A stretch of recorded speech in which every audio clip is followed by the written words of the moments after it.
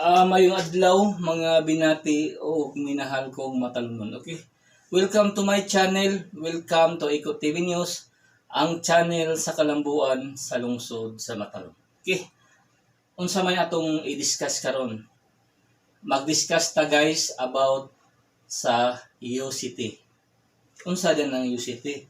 Din na gikan or unsa din na para asa din ang UCT. Okay? First natong kuan UCT. What is the meaning of UCT? Okay. The meaning of UCT, unlimited cash transmission. Di ini gikan. Para asa din eh. Okay. Di gikan ni sa gobyerno or sa government nga budget. Kung diin ang hatagan ni ani ang senior citizen nga taga Matalom. Okay. Ano nino? Niya sunod unsaon din ni paghatag sa mga senior citizen. Ang senior citizen sa UCT ang nanghatag ani ang nagmurag nag-create ja og masterless ang province. Anong province man? Silbing ag province ag nag-select kay di man jud tanan hatagan. Murag di tanan mahatagan. Mo din na maangay termino para way mahibos. Kay mga murag di man aguban bitaw ron nga mangload. Pero di ta mangload ha kay sa sunod basin hatagan na tanan ha niya kuan. Niya unsa may ilang paagi sa paghatag sa UCT sa senior citizen diri sa lungsod sa Matalon. Okay. Karon di ay October 24, 2022. Niya today is Monday, niya iko live diri sa municipality of Matalon. Okay. Unsa may paagi sa pagpanghatag sa UCT? Unsay ilang mga murag technique nga dili magkalisod-lisod ba murag mas convenience ta nga mosuroy nga ba. Agbuhaton sa kuan guys, province ang ilang kuan dahay ATM. Di kasi ihatag kanang silbing ATM si Java. ATM no. Yan na bitong ATM niya. Katong ATM, hitay ako. Hatagan kog ATM. Di kanang aho patong i-activate aron maka-access sa system ba kay di ba kanang ATM murag internet hija base murag cashless ba silbing through internet ang imuhang pagkuan sa imuhang financial assistant or kanang hinabang sa gobyerno. Silbing murabag additional sa hinabang sa senior citizen diri sa lungsod sa Matalom, Liti, Philippines. Nya, inig-activate nimo guys, murag maupang nimo ma-withdraw pila ka hours ni. Aksuwa ko kakuan. Pila ka hours nga ma-withdraw na to siya. Nya, kuan na nanakay cash.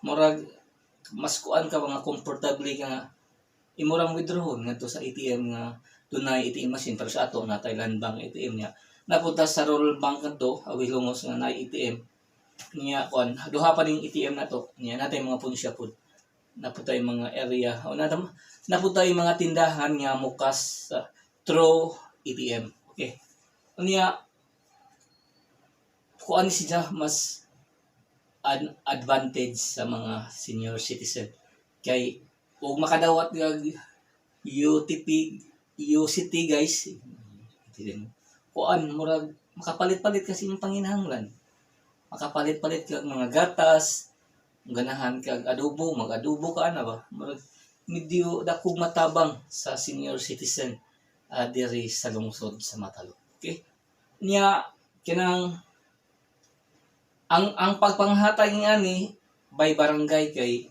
di man tanang barangay, example 30 ka barangay sa ato adili jud makiter tanan silbing kuan siya guys gi-staggered ba kini nga area nga na ba di jud nga totally tibok Matalom hatagan kay kanang namadjay murag gi-schedule man siya para way samok ba niya kuan. Okay, niya mas advantage ni katong nakadawat o uban po nagmahay pero di ta magmahay, di ta mag-uol, gay basin puhon makadawat ang tanan diri sa lungsod sa Matalam. Okay? Nya ako manghinaot nga magmalipayon mo sa pagdawat sa UCT nga gipang apud-apud sa mga senior citizen diri sa lungsod sa Matalam. Okay? Sa mga negosyante di ay nga ganahan magnegosyo diri sa lungsod sa Matalom, welcome mo tanan nga mo invest og business diri sa mong lungsod.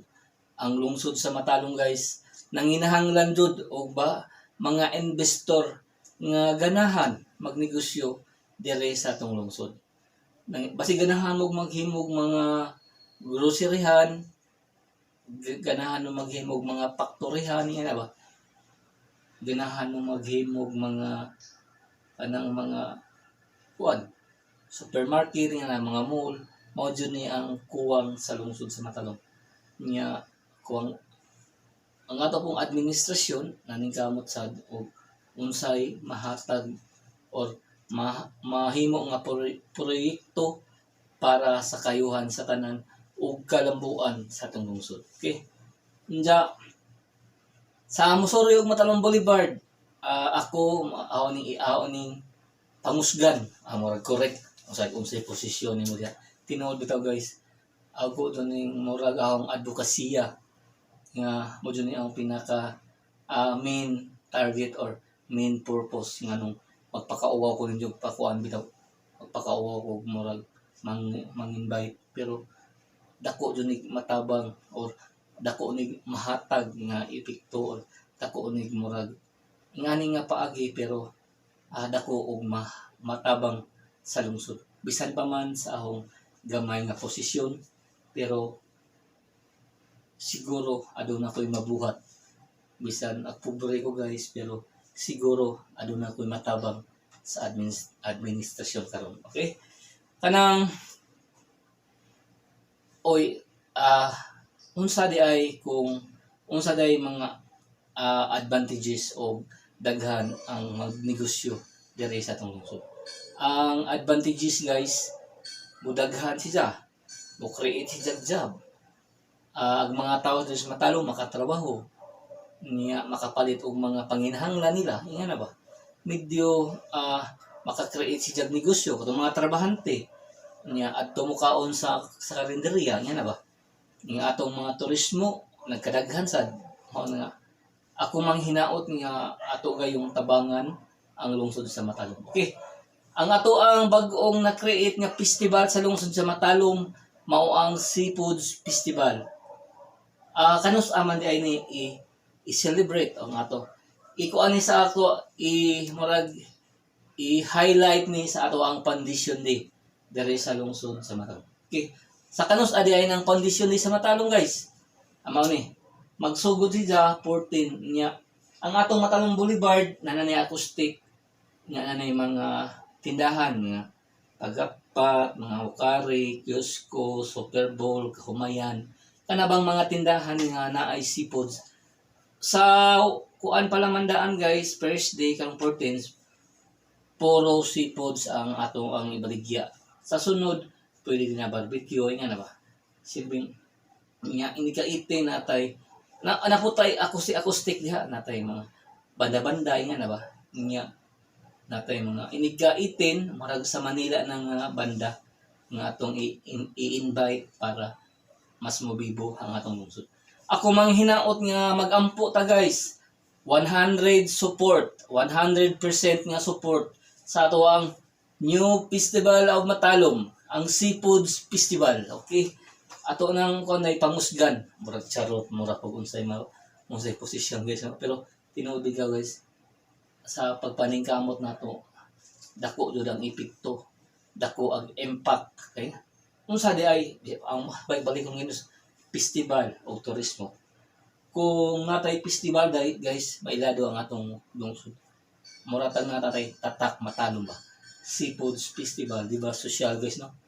Nya unsa may atong murag mga pagtabang ato gayong 100% nga tabang bisag unsa ta nga kolor ha, bisag wala tay murag ani kanang politika, ang importante nga mo success na siya every year na nga atong pag-celebrate Unya ang atong biwok na natay acoustic kanunay inahangad jud tag ampo guys ning tagtabang sa Lord sa iyang guidance nga ma-realize mo success o mas mo improve pa pohon ang ato ang Seafoods Festival diri sa lungsod sa Macau. Okay? Iko Pipe live diri sa Municipality of Matalom niya ako magaingon nga ang panaghugpong sa taga Matalom mao'y susi sa kalambuan sa atong lungsod. Once again, sa mga negosyante nga ganahan mo invest o business diri sa among lungsod, welcome mo tanan nga mo invest og negosyo diri sa lungsod sa Matalom. Nya katupong ganahan sa mosulod tong Matalom Boulevard. Take note ni ha. November 14 to 18 natay mga pagkauna na diha niya na natay mga acoustic. Akong naghangyo sa tanang taga Matalom bisan di taga Matalom nga atong suportahan ha. 100% nga suporta para sa atong Seafoods Festival of Matalom. Once again, thank you. O ako mang hinaot nga musanong mo sa pagtabang sa Seafoods Festival of Matalom, Leyte, Philippines. Okay? Good luck o God bless kanatong tanan.